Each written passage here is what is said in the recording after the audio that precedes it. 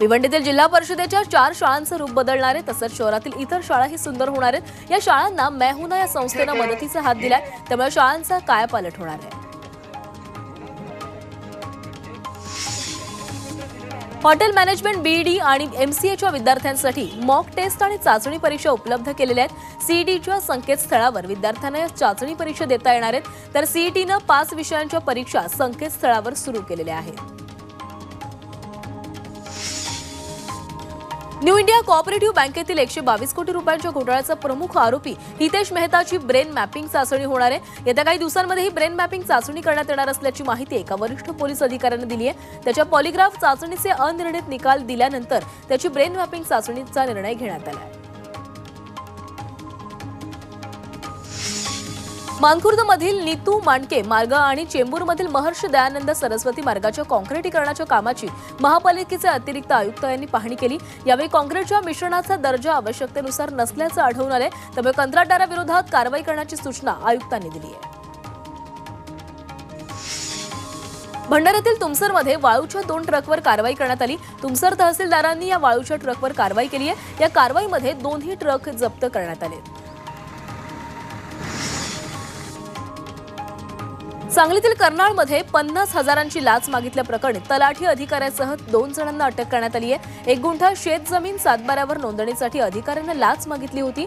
या प्रकरणी लाचलुचपत प्रतिबंधक विभागाकडे तक्रार दाखल केल्यानंतर अधिकाऱ्यावर कारवाई झाली आहे।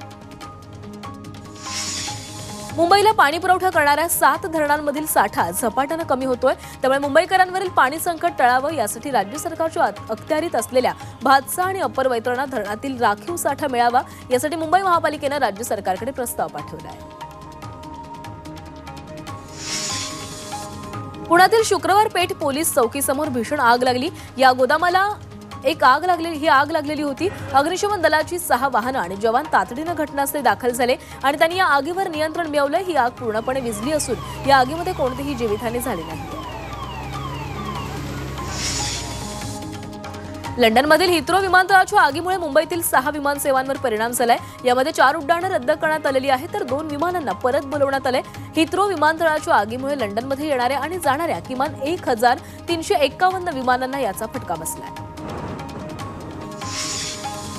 मुंबईच्या धारावीतील विद्यार्थी आणि पादचाऱ्यांच्या सोयीसाठी पादचारी पूल पूर्ण होईपर्यंत सायन पूल पाडणार नाही असं मध्य रेल्वेने जाहीर केले। पादचाऱ्यांना पर्यायी मार्ग उपलब्ध करेपर्यंत सायन पुलाचं पाडकाम करण्यास स्थानिक रहिवाशांनी तीव्र विरोध केला होता। याची दखल घेत सायन पूल पूर्णपणे न पाडण्याचा निर्णय रेल्वे प्रशासनाने घेतलाय। कोरोना संकट आणि टाळेबंदीमुळे गेल्या 5 वर्षात अनेक छोट्या उद्योगांना आपला व्यवसाय गुंडाळावा लागलाय। 5 वर्षात देशातील 75,000 छोटे उद्योग बंद झाल्याची माहिती सरकारच्या आकडेवारीमधून समोर आली आहे आणि यामध्ये चालू आर्थिक वर्षात महाराष्ट्रातील सर्वाधिक 8,472 लघु उद्योग बंद झाल्याचं समोर आलंय। मुंबईचा धारावी परिसर क्षयरोगाच्या विळख्यात आलाय। केंद्र सरकारनं देशभरात क्षयरोगाविरोधात 100 दिवसांची सार्वजनिक मोहीम हाती घेतली।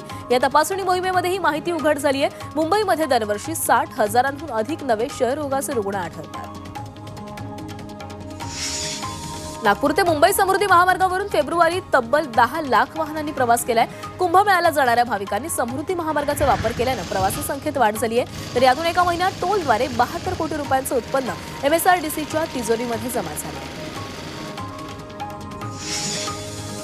मध्य हार्बर आणि पश्चिम रेल्वे मार्गावर उद्या देखभाल दुरुस्तीच्या कामासाठी मेगा ब्लॉक घेतला जाणार आहे। तिन्ही मार्गावर सकाळी 10:30 ते दुपारी 3:30 वाजेपर्यंत हा ब्लॉक असेल। मध्य रेल्वेवर माटुंगा मुलुंड दरम्यान, तर पश्चिम रेल्वेवर चर्चगेट ते मुंबई सेंट्रल दरम्यान आणि हार्बरवर कुर्ला ते वाशी दरम्यान ब्लॉक असणार आहे। मध्य रेल्वेने मुंबई आणि नांदेड दरम्यान 24 अतिरिक्त उन्हाळी विशेष ट्रेन फेऱ्यांची घोषणा केली आहे। ट्रेन क्रमांक 01105 यासाठी 25 मार्चपासून बुकिंग सुरू होणार आहे। आरक्षण केंद्रावर किंवा वेबसाईटद्वारे ऑनलाईन तिकीट बुक करता येणार आहे। Daund Kalaburagi Daund shuttle passenger 1 April ते 2 जुलै दरम्यान उन्हाळी सुट्टी विशेष पॅसेंजर म्हणून धावणार आहे। ही पॅसेंजर दर सोमवार, मंगळवार, बुधवार, शुक्रवार आणि शनिवारी धावणार आहे। तर ही रेल्वे दौंड येथून पहाटे 5 वाजता निघून सोलापूरला सकाळी 8:40 पोहोचेल। म्हाडाच्या कोकण मंडळानं ठाण्यात नोकरदार महिलांसाठी एक वसतिगृह आणि एक वृद्धाश्रम बांधण्याचा निर्णय घेतलाय। त्यानुसार माजिवडा इथं विवेकानंद नगर अभिन्यासातील 2 स्वतंत्र भूखंडांवर 7 मजली वृद्धाश्रम आणि महिला वसतिगृह बांधण्यात येईल। यासाठी कोकण मंडळाकडून निविदा मागवल्या गेल्या आहेत। मुख्यमंत्री देवेंद्र फडणवीस आज नागपूरमध्ये असणार आहेत। हिंसाचारानंतर पहिल्यांदाच मुख्यमंत्री देवेंद्र फडणवीस शहरामध्ये येत आहेत। नागपूर शहरातील परिस्थितीची मुख्यमंत्री आढावा घेतील। दरम्यान नागपुरातील 9 भागांमधील संचारबंदी अजूनही कायम आहे। शरद पवार आणि अजित पवार पुण्यात एकत्र येणार आहेत। पुण्यातील वसंतदादा शुगर इन्स्टिट्यूटची बैठक आहे आणि या बैठकीसाठी अजित पवार आणि शरद पवार दोघेही उपस्थित राहणार आहेत। सकाळी 10 वाजता या बैठकीचं आयोजन करण्यात आलं आहे। सरपंच संतोष देशमुखांच्या हत्येला 102 दिवस पूर्ण झालेत, मात्र तरीही आरोपी कृष्ण आंधळे पोलिसांना काही सापडत नाहीये। कृष्ण आंधळेच्या शोध पोलीस आणि सीआयडीचं पथक घेत आहेत। बीड पोलिसांनी त्याला फरार घोषित केलंय। आंधळेची माहिती देणाऱ्याला बक्षीस मिळेल असंही जाहीर पोलिसांनी केलेलं आहे, मात्र पोलिसांना अद्यापही कृष्ण आंधळेचा पत्ता लागला नाहीये। मुंबई शहर आणि उपनगरात आज ढगाळ वातावरण असेल तर राज्यामध्ये विदर्भात गारपिटीची शक्यता आहे, तर उर्वरित महाराष्ट्रात अवकाळी पाऊस पडेल असा अंदाज हवामान खात्यानं वर्तवलाय। विदर्भातील काही जिल्ह्यात विजांच्या कडकडाटासह गारपिटीचीही शक्यता आहे। कोकणातील जिल्ह्यात आज काही ठिकाणी उष्ण आणि दमट परिस्थिती राहील, तर मराठवाड्यात जिल्ह्यात काही ठिकाणी विजांच्या कडकडाटासह सोसाट्याचा वारा वाहणार आहे, तसंच हलक्या ते मध्यम पावसाचीही शक्यता आहे। रिझर्व्ह बँकेच्या केंद्रीय मंडळानं जागतिक आणि देशातील आर्थिक परिस्थितीचा आढावा घेतला, तसंच 2025-26 साठी बँकेच्या अर्थसंकल्पालाही मान्यता दिली आहे। गव्हर्नर संजय मल्होत्रा यांच्या अध्यक्षतेखाली आरबीआयच्या केंद्रीय संचालक मंडळाची 614वी बैठक पार पडली आणि यात देशांतर्गत आर्थिक परिस्थितीचं मूल्यांकन करण्यात आलं। मुंबई विद्यापीठाचा आज अर्थसंकल्प सादर होणार आहे। विद्यापीठाच्या सिनेट बैठकीमध्ये हा अर्थसंकल्प सादर केला जाईल। यंदा विद्यापीठाच्या अर्थसंकल्पीय बैठकीला पदवीधर मतदारसंघातून निवडून आलेले सदस्य देखील उपस्थित राहतील। सांगली कृषी उत्पन्न बाजार समितीत मिरचीच्या दरात 30 रुपयांनी वाढ झाली आहे। चटणी बनवण्यासाठी बाजारात लाल मिरचीची मोठ्या प्रमाणात खरेदी सुरू आहे, मात्र बाजारात मिरचीची आवक कमी असल्यानं मिरचीच्या दरामध्ये मात्र वाढ झाली। कोल्हापुरातील ज्योतिबा देवाच्या चैत्र यात्रेची जोरदार तयारी सुरू झाली आहे। या यात्रेची सुरुवात 12 एप्रिल पासून होणार आहे, त्यामुळे यात्रेसाठी पश्चिम महाराष्ट्र देवस्थान समिती आणि प्रशासनाच्या वतीनं जोरदार तयारी करण्यात येते। भिवंडीतील सांगावमध्ये कानिफनाथांचा छबिना उत्सव उत्साहामध्ये संपन्न झालाय। या उत्सवाला लाखो भाविकांनी हजेरी लावली। कानिफनाथांचा छबिना उत्सव ठाणे जिल्ह्यातील हा सर्वात मोठा आणि अतिशय महत्त्वाचा मानला जातो।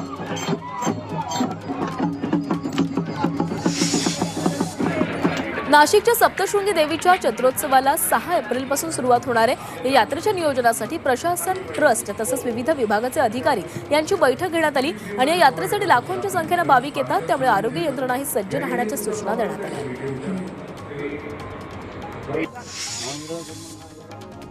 भंडाऱ्यातील सोंड्या गावात वाघानं धुमाकूळ घातलाय। एका वाघानं शेतकऱ्याच्या जनावरांचीही शिकार केली आहे, त्यामुळे नागरिकांमध्ये भीतीचं वातावरण पसरलेलं आहे। त्यासाठी वन विभागाकडून ट्रॅप कॅमेरे आणि ड्रोनच्या सहाय्यानं शोध मोहीम सुरू आहे।